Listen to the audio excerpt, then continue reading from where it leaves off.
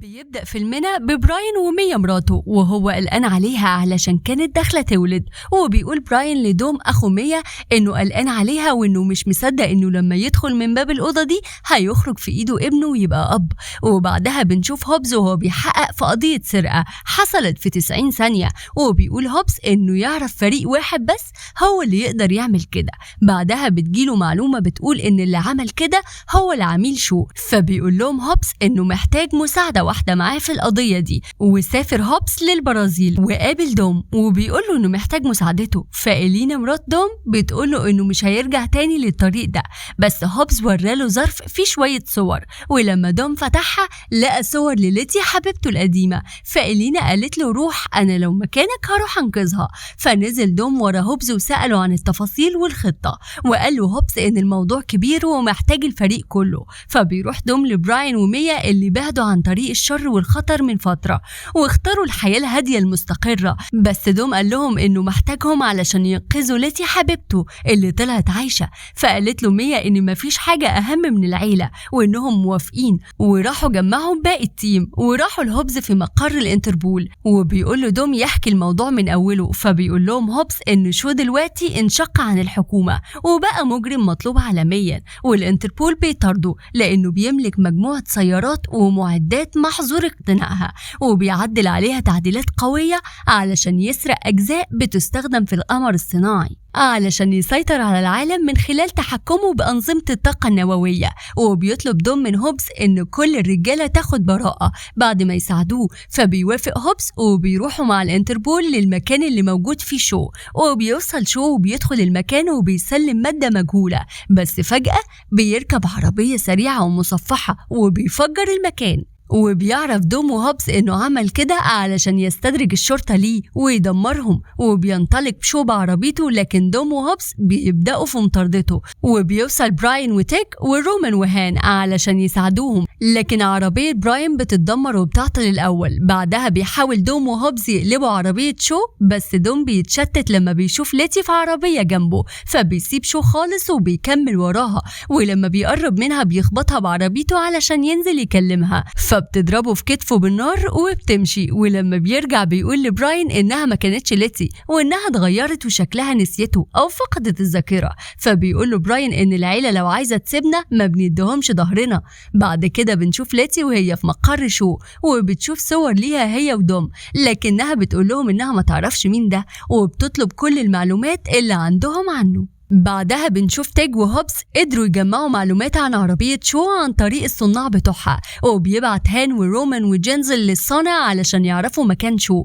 وكان دوم بيفكر في الرصاصة اللي ليتي ضربته بيها، وبيجي براين بيقوله على مكان صنع الرصاص ده وإنه مصنوع مخصوص لليتي وفريقها. بعدها بنشوف جينزل وهي بتضرب الراجل علشان يقول لها عن مكان شو، لكن بيكون اتصل بشو علشان يبعت له فريق دعم، بس قبل ما يموت بيقول اسم براغا، وبتوصل فرقة كاملة علشان تقتل جينزل وهان ورومان. بعدها بنشوف دوم وبراين عند صانع الطلقات وبيضربوا علشان يستجوبوا، وبيعرف ان مكان ليتي هو تركات السباقات الغير شرعية. وبنرجع بعدها لجينزل وبنشوفها بتتصدى للفريق اللي بيطاردها وبتقدر تهرب بينهم، وبنشوف إلي بتطارد ليتي لكنها بتضيع منها في الزحمة. ورومان وهان بيجروا ورا واحد من العصابة لكنهم بياخدوا علقة محترمة، بس بيتغلبوا عليه في الآخر وبيهربوا.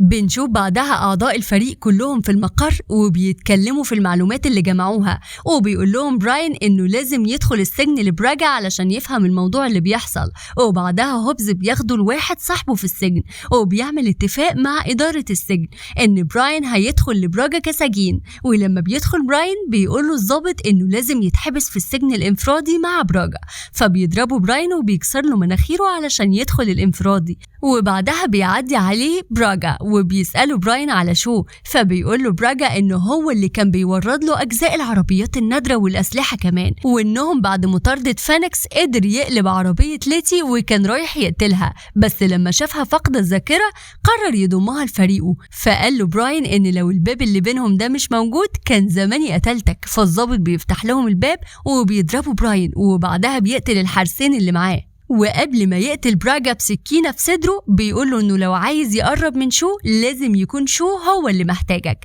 بعدها بنروح لدوم اللي بيروح مكان السباقات اللي فيه لاتي، ولما بتشوفه بتقوله إنه أكيد مجنون أو عايز يموت، فقال لها لو كسبتك هنقعد نتكلم. وفعلا بيبدأ السباق وبيكسب دوم وبياخدها وبيروحوا يتكلموا في مكان بعيد. فبتقوله لاتي أنت تعرف عني إيه بقى؟ فبيقول لها دوم إنه يعرف كل حاجة عنها، حتى الوحمة اللي موجودة على كتفها اللي ما حدش يعرف عنها حاجة، وكان بيقول لها تاريخها وحكايتها. فبتنبهر ليتي وبتحس بإحساس غريب ناحيته. بعدها بيلبسها سلسلتها وبتمشي ليتي وبيوصل شو وبيقول لدوم إنه مشكلته إنه غبي وبيحط نفسه في مواضيع مع ناس أقوى منه، وبيشوف دوم إن في ليزر على صدره.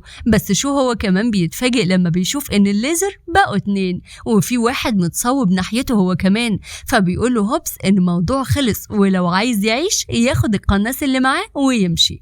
وفعلا بيمشوا. بعدها هوبز بيتعصب على دوم وبيقول له انت عارف ايه اللي كان هيحصل لو ما كنت زارع جهاز تتبع في عربيتك؟ فبيطلعه دوم من جيبه وبيقول له هو ده. فبيضحكوا هما الاتنين وبيمشوا. وتاني يوم الفريق كان بيتكلم ان شو هيهجم على اخر قافلة محملة اخر قطعة من القمر الصناعي، وبالفعل تاني يوم بينطلقوا في مطاردة شو اللي كان وصل لقافلة وبيطاردها. فبينجحوا انهم يدمروا العربية اللي فيها شو وبيفتكروا انهم انتصروا، بس شو بيطلع من العربية بدبابة وبتتغير الخطة. ولان شو كان خايف من دوم فبيطلب من لاتي تطلع فوق الدبابة علشان تضرب عليهم بالسلاح، بس بتقع ليتي من الدبابة من فوق الجسر، لكن دوم بيلحقها وبينقذها بحركة شبه مستحيلة وبيقعوا على العربية وبيمتص هو الصدمة وبتبصله ليتي وساعتها بتفتكره. ووقتها هوبز كان وصل بطيارة هليكوبتر وبينجحوا انهم يوقفوا شو رجالته وبياخدوه في مقر الانتربول. وبيبدأ هوبز يستجوبه وبنشوف هان وجنزل بيقرروا يروحوا طوكيو علشان يعيشوا هناك. وعلى الناحية التانية بنشوف ليتي رجعت مع دوم للفريق وبيقطع شو الجو اللطيف ده، وبيقول هوبز لدوم ورجالته انهم لازم يسمعوا شو عايز يقول لهم ايه. وبيقول لهم شو انهم ما كانوش الخطة الأساسية، بس لما اتدخلوا اضطر يعلمهم درس. وبص لبراين وسأله لو كان مطمن على أهله. فبيتصل براين بمية مراته لكنها ما بتردش، وبعدها بشوية بترد عليه وبتقوله إنها اتخطفت من رجالة شو. فبيهجم براين على شو بيضربه، بس شو بيقوله إنه هيسيبه دلوقتي وهيديله الجهاز لو عايز يشوف مراته تاني. فقائد الانتربول قال لهم ده مستحيل يحصل وإنهم ما ينفعش يضحوا بسلامة 7 مليار شخص علشان بني آدمة واحدة. فبيقرب دوم عليه علشان يضربه، بس هوبز بيسبقه وبيرفع سلاحه عليه وبيقوله ان مية دي من عائلة دوم وتبقى اخته وانهم لازم يعملوا كده علشان ينقذوها. فبيقول اللواء لدوم ان مفيش اعفاء من جرايمهم بعد الحركة دي، فبيوافق دوم علشان ينقذ اخته. وبيخرج شو وبيركب عربيته ومعاه الجهاز وبيحاول يتصل بفريقه علشان يقول لهم اقتلوا 100، لكن تاج بيكون قطع الشبكة عنهم وما بيعرفوش يتصلوا بحد. وبيطلع شو على مكان الالتقاء برجالته في المطار وكان على طيارتهم 100. وبيطلع دوم وهوبز والفريق وراهم وبنشوف هان وجنزل في عربية واحدة. وبيطلع دوم الطيارة بالعربية وبيشوفوا واحدة من فريق شو هتقتل 100، بس جنزل وهان بيخبطوها بالعربية لكنها كانت هتقع من فوق العربية. فبيطلع هان علشان ينقذها لكنها بتشوف ان في واحد وراه كان هيقتله، فبتطلع مسدسها وبتقتله قبل ما يقتل هان وبتضحي بنفسها علشان تنقذه. بعدها براين بياخد 100 من العربية اللي كانت خطفاها وبيطلع دوم مع شو على طيارة والطيارة بتنفجر وكلهم بيفتكروا ان دوم مات خلاص، لكن بنشوف دوم خارج من وسط النار وبيفرحوا كلهم انه لسه عايش. ولما بيسألوا هان عن جنزل بيسكت ومش بيرد، فبيفهموا انها ماتت.